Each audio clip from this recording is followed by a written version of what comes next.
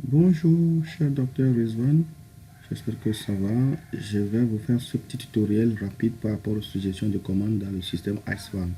Donc, comme vous le voyez, ça c'est la page de connexion. Donc, le lien que je vous ai envoyé, si vous allez dessus, vous allez atterrir sur cette page. Une fois venu ici, vous allez mettre votre adresse mail et puis vous mettez votre mot de passe. Vous cliquez sur connexion. Voilà. Donc, lorsque vous allez cliquer sur connexion, le système va vous rediriger vers les pages des menus automatiquement.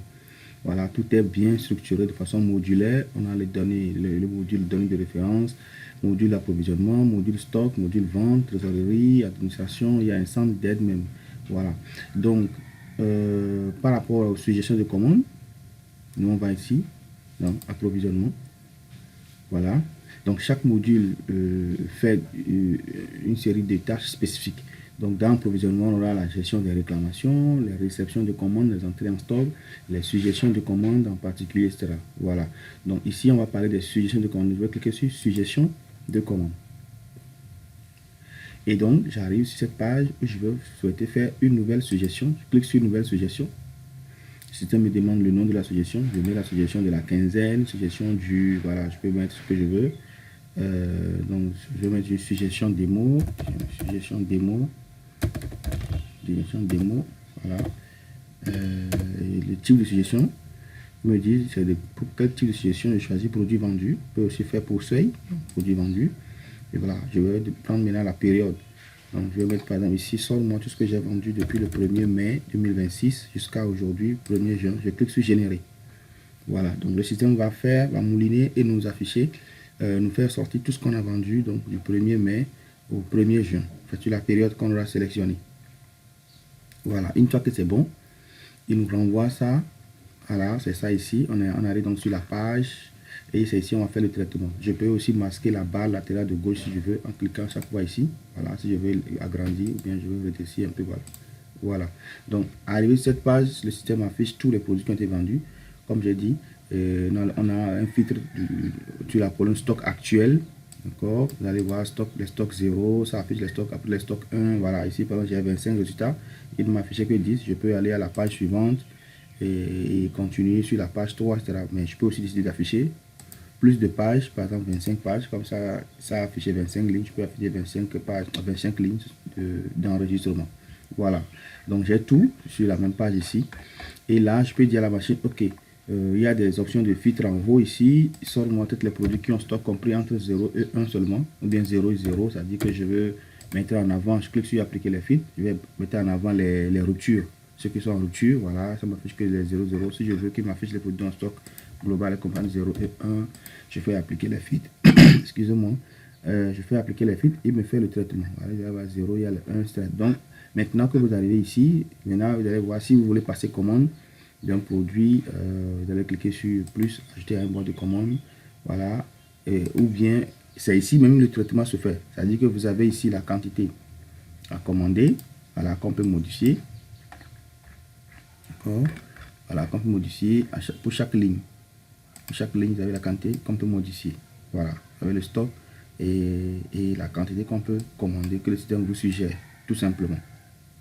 S'il y a d'autres colonnes que vous voulez faire apparaître aussi, ou bien masquer, vous pouvez, voilà, par exemple, décocher. Et quand vous faites appliquer, ça va faire afficher ces colonnes-là. C'est juste pour avoir plus de place et puis bien voir les choses. Donc, une fois que vous aurez, ici je vais dire par exemple, je vais cocher tout. Voilà, et je vais dire ajouter à un bon de commande. Donc, je vais cocher avec les lignes au fur et à mesure que je souhaite, ou bien je vais mettre à jour les quantités à commander pour chaque produit. Une fois que j'ai fini, je crée un document de commande. Voilà, je choisis le fournisseur. C'est vraiment très simple. Ubifarm, commande du jour, je fais créer. Et voilà mon document de commande que je viens de créer et je fais ajouter. Voilà. Et donc, j'ai comme ça ma commande, ma suggestion qui a été traitée et qui est enregistrée. Donc, ça mouline, le temps que ça génère toutes les informations qu'il faut derrière. Et l'étape d'après, ça va être maintenant d'envoyer la commande auprès du grossiste. Et là, comment ça se fait? On n'a pas besoin d'aller acheter les produits là-bas un à un. sur l'extranet du grossiste. Je vais parler un peu de la plateforme extranet du grossiste parce que ça nous permet de passer les commandes aller plus vite aussi. Voilà, donc là, on pourra par exemple aller sur différentes plateformes. Je vais prendre Ubifarm, voilà. Là, je suis au Togo, donc voilà, on va arriver sur l'espace, notre espace client. Et ici, on va maintenant dire commande. Je veux créer une commande. Voilà. Ici, je vais choisir cette icône-là pour pouvoir importer ma commande directement ici sans venir taper les produits un à un, machin. Voilà. Mais en temps, ma commande est déjà enregistrée. Donc, elle est déjà enregistrée. Elle apparaît ici dans liste des commandes. Voilà. Elle va apparaître ici. Et je peux maintenant extraire cette commande-là. Vous voyez, c'est la commande ça. Elle est en attente. La commande du 1er juin, tout à l'heure, en attente. Maintenant, quand je clique ici, en attente parce que ce n'est pas encore validé. D'accord, voilà. Donc maintenant, si je valide la commande, je dis que oui, elle est passée en mode validé. Est-ce que je dois valider la commande? Oui, validé. Et quand on la valide maintenant, c'est en ce moment qu'on va maintenant extraire le format CSV pour aller déposer sur l'espace du grossiste et les produits vont arriver sur un document validé. Là maintenant, quand je clique ici, je peux générer le fichier extranet si je veux. Générer le fichier extranet, ça veut dire que je vais récupérer la commande sous un format extranet de ce grossiste que je vais exporter et ça va se déposer donc sur l'ordinateur. Maintenant, c'est ça un peu le principe en fait. On passe la commande dans le logiciel, après on génère la commande en un format CSV et on va sur le site du grossiste pour la charger là-bas. Donc là, quand on clique ici, normalement si tout va bien, je vais devoir chercher ma commande là, order, machin.